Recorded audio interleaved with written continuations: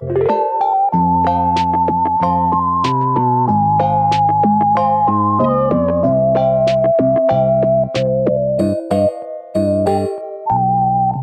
you hate it when a shitty horror film thinks it's putting work into developing its characters? You know the kind of thing I mean. We start out being introduced to the generic cast who we've paid to watch being dismembered, and a chisel-jawed Superman lumbers into the room. "Sup, bros," he says. "I've just been slam-dunking some home runs with the old pigskin." And you think, okay, he's the jock character. Know who he is, know what he's all about. But then instead of keeping quiet until it's time for him to be murdered, he carries on talking. "Bros, I'm so conflicted. I've got this promising career as a sportman ahead of me, but my dad is pressuring me to go home and help him run the family store." And as the characters explore this aspect of his backstory at a painfully slow pace, you know perfectly well that not one bit of it is going to matter in 20 minutes when his athletic body is crossing the inside of a cabin in 5 different directions. The only reason why this bit of personal history was included was that the writers realised they'd written a completely generic horror film and tried to disguise the fact by shoving their hand into a bag labelled traits, then slapping them onto the character 5 minutes before emailing their final draft. All of which helps me to explain why I thought The Sand took an approach to character development which was oddly refreshing. You see, The Sand doesn't have original characters, nor does it have unoriginal characters. The Sand has no characters. Instead, the film simply starts out with, "Here are some twats, don't worry, they'll be dead soon." Then, as the confused audience draws breath to ask a question, the film continues. "Also, the twats are voluntarily gathering up their mobile phones and locking them away, so those won't be a problem. Are we clear on everything so far?" Wait, so... Oh look, the twats have found a big cocoon testicle thing and they're fucking about with it. Right, horror film, go! And that's it, really. 10 minutes in, and the first of the partygoers is being devoured by a tentacle monster which hatched from the cocoon overnight and now lurks under the sand. The rest of the characters, whoever they are, only survive because they happen to pass out on something elevated. Anyone who treads on the beach gets stung by paralysing tentacles and dragged beneath the surface. It's basically The Floor is Lava, the movie. God, this is what it does! It just sits and it waits for food to wander onto it. Stuck in this situation, what would you do? There are plenty of possibilities which spring to mind, the main one involving the creation of some kind of walkway over the sand which would lead you beyond the creature's range, since it only seems to cover a few square feet of the beach. But as you might have noticed from the wispiness of the tentacles, they're not much of a threat unless you're actually in contact with the sand, which nobody is. 3 of the characters are sitting in a car which won't start, 2 are perched on a lifeguard tower, and 1 guy is jammed in a barrel with a dick drawn on his face because his friends are a bunch of douche bros. None of them are in any danger of being eaten if they stay where they are, so why not wait it out until somebody comes to rescue them? The film goes to such lengths to rattle off reasons why help won't come that it sounds as though the characters are helping each other rationalise a mass suicide. For one thing, it's spring break. Spring break, you guys! Nobody's going to come to this beach because of spring break! It's spring break. Where are you supposed to be? I'm supposed to be going to Cabo in like 3 hours. No one's gonna come looking for me for like 2 weeks. Apparently that was their travel plan. Go to a beach party, fly out to spring break the next day, and have absolutely no contact with any of her family or friends for the entirety of the next fortnight. The same also goes for the other 5 who survived the night, and all the people who got devoured in their sleep. All of them were going directly to spring break, together, and their families had no reason to expect them to check in or answer their phones for any reason. Let's take a look at the beach party and examine how many people there were with really laid-back families and literally no other friends.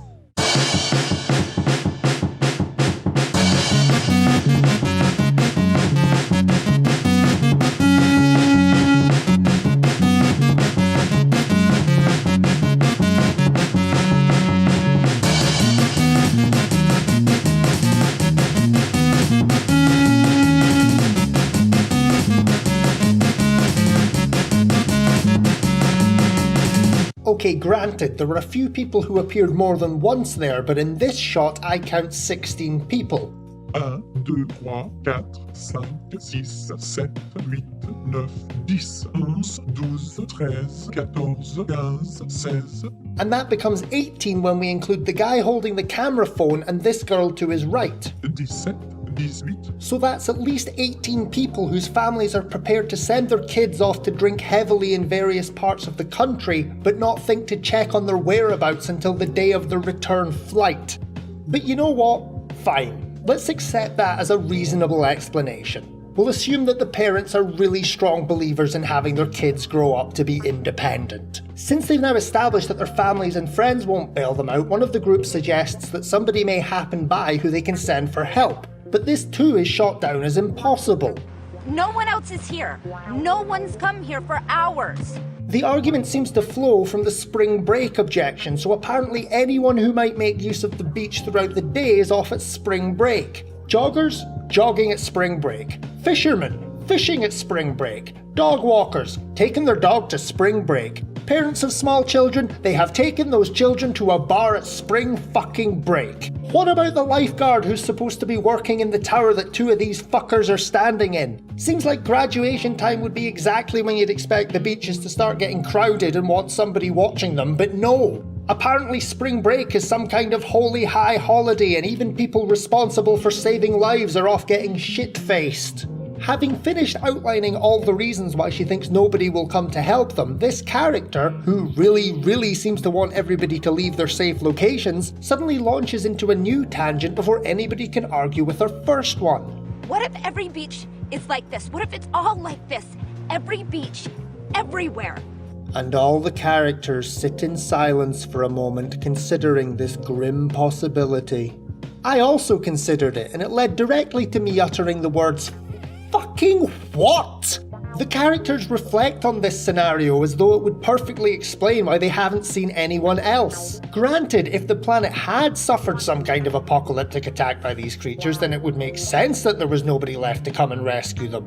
Or it would if all of human civilization was located exclusively on stretches of beach. I doubt that the people of Austria are too worried about being attacked by beach-based monsters, or any of the other 43 landlocked countries, or the parts of America which aren't located on the coast. In fact, pretty much everyone except people standing on beaches directly above the creatures should be perfectly fine.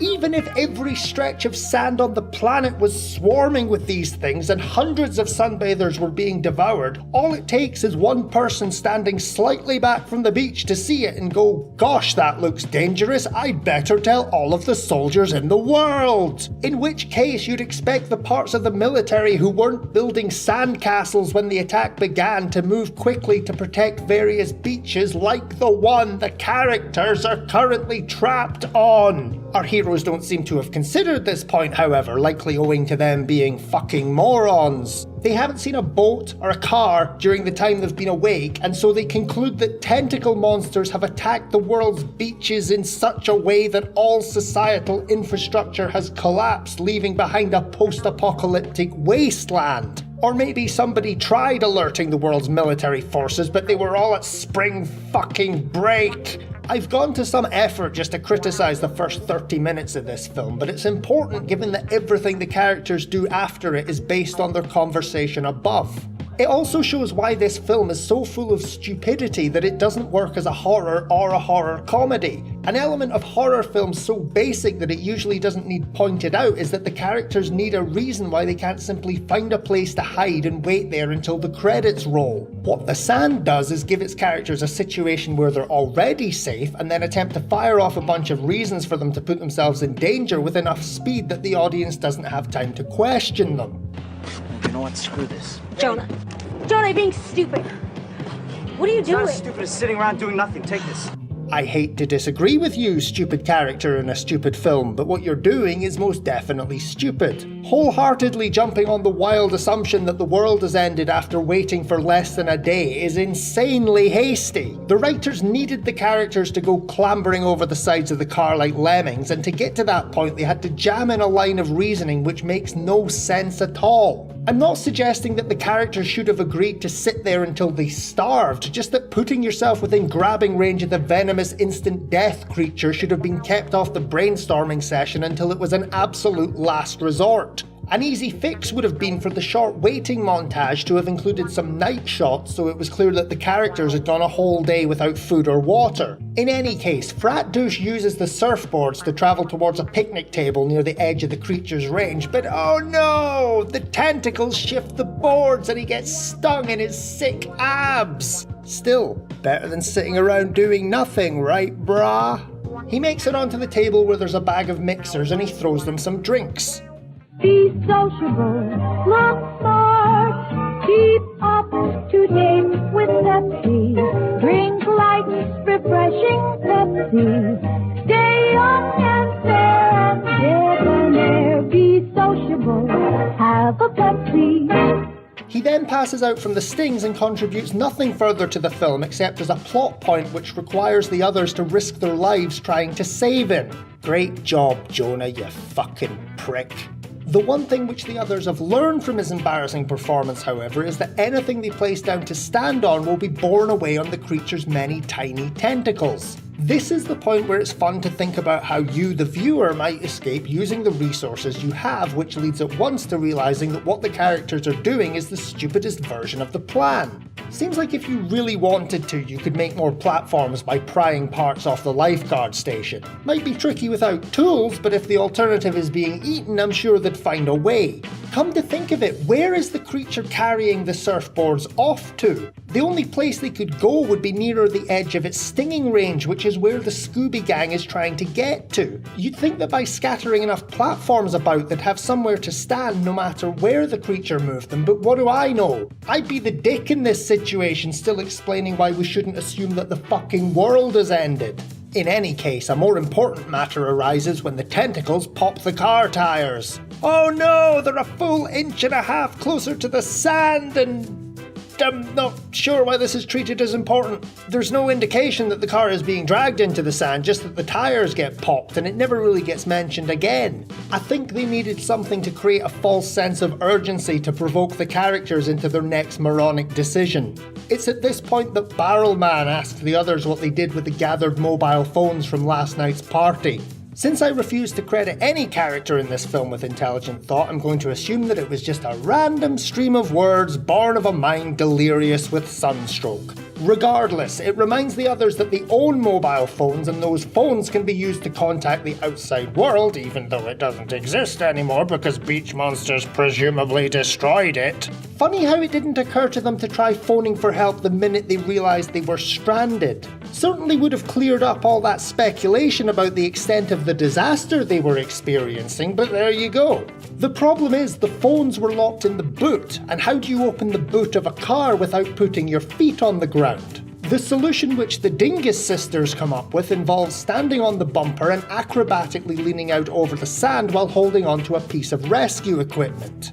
Oh, now I see why phoning for help didn't occur to them immediately. If they'd remembered the phones earlier, then they would have had these surfboards in the car which they could have stood on to open the boot and the film would have been over. So the story required them to forget about the existence of mobile phones just long enough for the surfboards to be taken out of the picture and ultimately make getting to the boot unnecessarily risky. But thanks to this film's ingenious multi-layered approach to idiotic conveniences, the two girls are left with only the resources for the stupidest plan possible.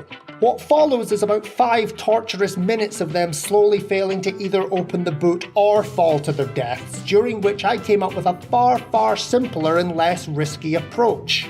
You see this gap near the hinges where the boot is starting to open? Jam something dense in there, like a firmly rolled up towel, so she can climb back over without her weight closing the door again, then pry it up from the safe side and reach around for the phones. There, done! And this isn't one of those unfair points where the characters are making bad decisions under pressure and I'm claiming through a mouthful of popcorn that if I'd been in their place I would have thought of the most rational course of action right away. These arseholes have got all the time in the world to stop and think about the pros and cons of their plan, but they somehow fail to notice that they're carrying out their task in the most dangerous way possible. I think this is why the tires popping gets treated like a big deal. It's not part of the story. It's just something to distract the audience. Nah, something sudden happened! These characters had better immediately do the first thing that comes to mind. What a shame things are moving too quickly for anyone to give even a moment's thought to what they're doing. And even after all that risk, it turns out to be for nothing because a beach patrol car comes along right after they get the boot open. Oh well, looks like they've been rescued. End of the film. Surely nothing can go wrong now. I did it! I did it! I can see them!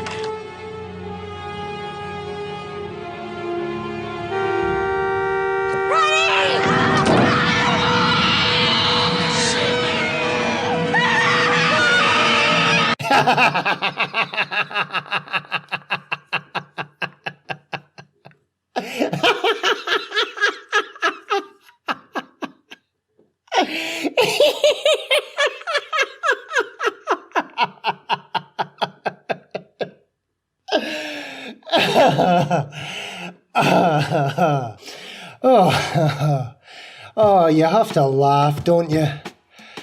No, you do. Otherwise you'd cry.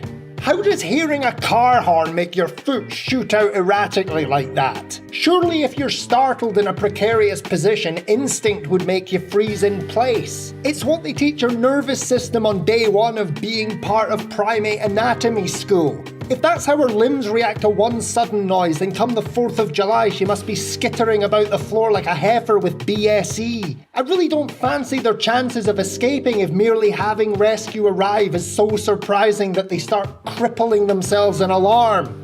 Although, there's a nice irony going on here. Remember that this girl, whose hand now resembles Cthulhu's mouth, was the same one who went on so convincingly about nobody coming to find them. Now somebody has found them, and it leads to her smashing up her hand. If she'd kept her mouth shut and had them wait for longer than an afternoon before risking their lives, then this cop would have found all of them sitting bored but unharmed in their various seats. Though I'm not sure that would have changed what happens next, given how the cop is portrayed. The writers were obviously thrown into a flap by the decision to have a cop appear. It goes without saying that he was always going to interpret their warnings about a sand monster as drug ramblings, but what about the wounded? There are 2 severely injured people at the scene and a third in need of help. Even if they are all high, any emergency service worker with a scrap of responsibility would call for an ambulance before even stepping out of his car. So how can we get around this and make sure the film doesn't end here? Easy. Just make sure the beach cop doesn't have a scrap of responsibility.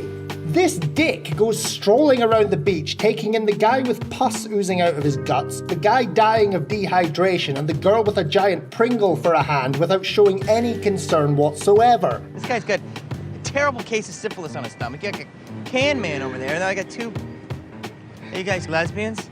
Are you kidding me? His performance is somewhere between a shit attempt at a comic relief character and a serial killer who has his victims right where he wants them. After gloating over their suffering for a while in a way which would most likely get him sued to hell in reality, he touches the sand and dies. In case you're wondering why the cop didn't die the instant he stepped out of his car, it's because he was wearing shoes. Yes, really. Another factor keeping this film's entire premise afloat is the fact that all the survivors woke up barefoot. Anyone who'd thought to bring shoes to the beach would have been invincible to the stingers and could have done a cheeky Charleston over the sand as they went to get help. It really doesn't do much for the credibility of the beach monster if it can be thwarted by having the phone number of a good cobbler. But despite his shoes, the cop dies. Before he does, he makes a passing reference to this area of the beach being closed, which neatly explains why nobody has been around to help. In fact, it's such a neat explanation that I'd love to know why it wasn't mentioned previously. None of my former nitpicking about the beach being empty would have been necessary or valid if they'd included some dialogue along the lines of, "Don't worry about this monster, we can wait here for help instead of fucking ourselves up for no adequate reason. Beach going is immensely popular among Americans at this time of year." Not around here. This stretch of beach is closed, remember? That's precisely why we had our shitty party here, because we knew that nobody would disturb us. Well, I'll be. Then we have a valid reason to form an escape plan despite its obvious risks. The trouble is, by the time this information is revealed, it's become moot. The arrival of the cop has proved without doubt that despite talk of the world ending, life is clearly continuing as normal and the beach monster is a localized event. Furthermore, even if the beach is closed to the public, a uniformed police officer has just disappeared while on duty. Once he fails to report in, other officers are bound to begin looking for him, especially since he seems to be the head of the beach patrol. I'm the supervisor. I'm the one in charge. The absence of the boss is sure to be noticed almost straight away by his subordinates, so we can surely expect all manner of helicopters, boats and police cars to come powering along the shore before nightfall. So all there is to do is sit where they are until that happens, right? Surely now there's good reason to simply sit and wait it out.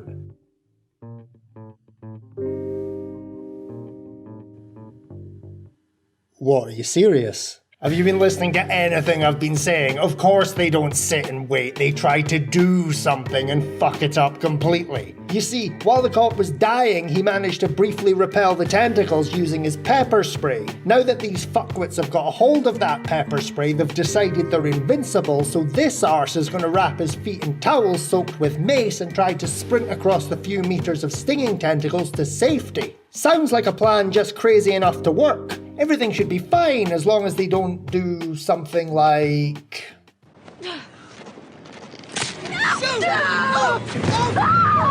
Yeah, like that. In the most hilarious death of the film, this knob is killed out of nowhere by his inability to catch a towel. The stupidity really starts to ramp up as we get nearer to the end, and 3 minutes later, after that blonde one jumps from the lifeguard tower to the car, we get this. Fuck! That's for screwing my boyfriend, bitch! Yeah, see, the truth is, when I said there was no characterization in this film, I wasn't being strictly fair.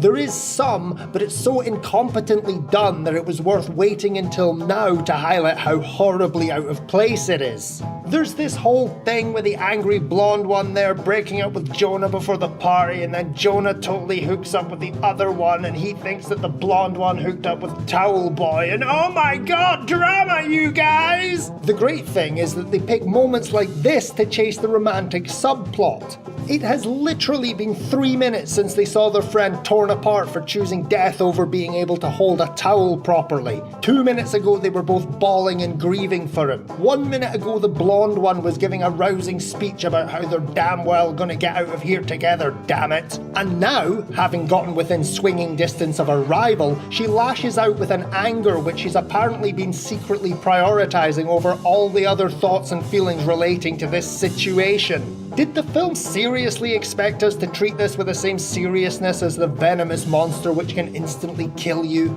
It's worth pointing out that when Jonah got himself stung earlier, he stopped while standing on the boards to have a loud confrontation about who was shagging who, rather than carrying on to a place of safety. Hey, Kaylee, we need to talk. Sure your mouth isn't too busy? Get over it. Can you possibly cut the fucking bullshit? I'm choosing to believe that because he stood around channeling the spirit of a Dawson's Creek plotline, it gave the creature time to begin fucking around with the surfboards, meaning he teen drama'd himself to death. Anyway, back in the present, these two continue bickering about boy troubles while making a walkway which leads towards the cop's car. Oh, now making platforms out of bits of the lifeguard station is a valid option. Then one of them falls in the sand for no reason and dies. Then 2 minutes later, the barrel man is killed by the tentacles, which are suddenly big now.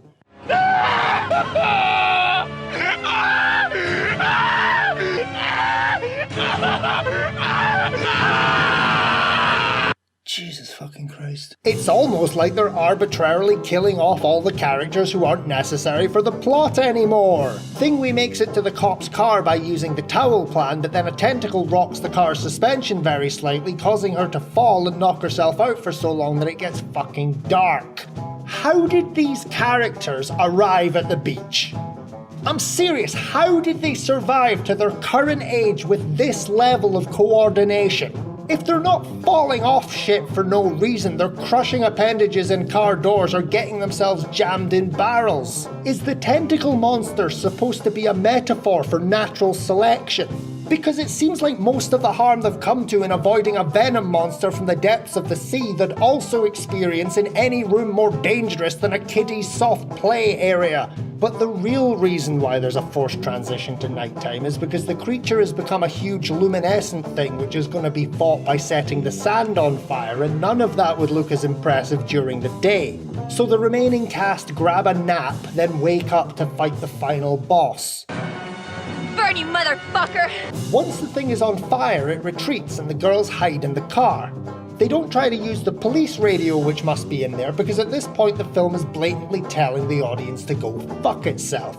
The next day, Jonah is dead and a surfer is knocking on the car window. The girls see that he's not wearing shoes and realise that the creature is apparently just gone. It just went away. That was the climactic ending, I suppose. The characters learn that if you get a good night's sleep, everything looks better in the morning. In the film's closing shot, we see the shadow of the fully grown creature swimming towards a beach packed with some of the spring breakers we've heard so much about. Not spring break! That's where everybody in the world is, apparently! The end. Perhaps the ending would have more impact, or any kind of impact, if the creature had proved itself to be dangerous in some way. The only people it managed to eat were either unaware of its existence or were stupid enough to fall right on top of it. God, this is what it does! It just sits and it waits for food to wander onto it. Then why did you keep wandering onto it? You knew it was there. There were seagulls on the beach and we only saw 2 of them fall prey to the creature compared to 6 of you. Does this mean that 3 of you put together match the intelligence of 1 seagull?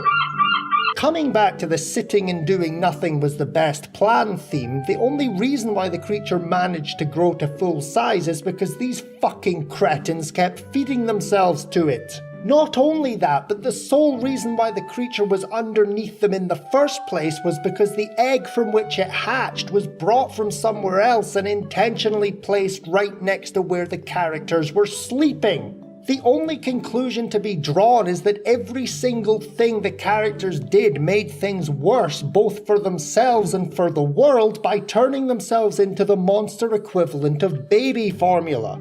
I mean, imagine this film from the creature's point of view. It's sitting there under the sand, patiently waiting for the pressure of something touching the surface, and it's thinking, this is going to be tough now that I've lost the element of surprise.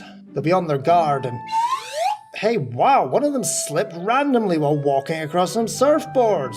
Shame I won't get a chance like that again. Oh man, did one of them seriously fall off the lifeguard tower for no reason? That is so... Okay, I'm starting to feel bad for them now. If the creature had to eat all of the people at the party, plus a few more to grow to full size, then its species must be used to lying in the sand for months picking off seagulls and crabs for nourishment.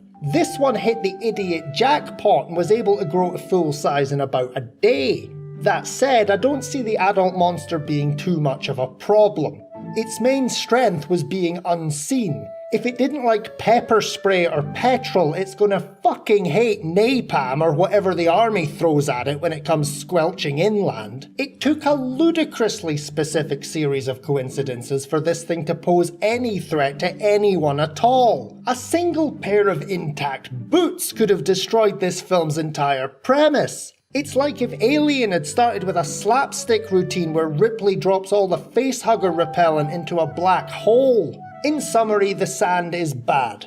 It's bad, bad, utter pish and bad. The only thing which even made it worth reviewing was that it's so bad that there's some entertainment to be found in pointing and laughing at it. Usually I feel a little guilty about heaping derision on schlocky films like this which aren't really meant to be thought about in a lot of detail. But it's hard to care when everything from the story to the acting to the special effects all seem to have been rushed over without any care for whether people will actually find them entertaining. How rushed is the sand exactly? Oh really? I would never have guessed. I was trying to imagine how they might have used those 12 days and I think I've figured it out.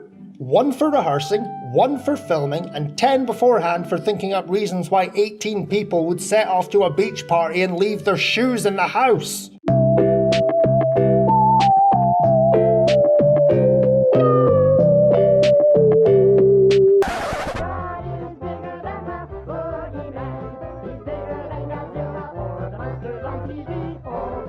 already bored of it. When Jenny walks into the room, the boys put Robert to one side and he's playing on some handheld game thing. The family go to bed and we get our first bump in the night scene. You know, I could probably end this video right here because we all know what's going to happen. It's the scary doll film and everything from this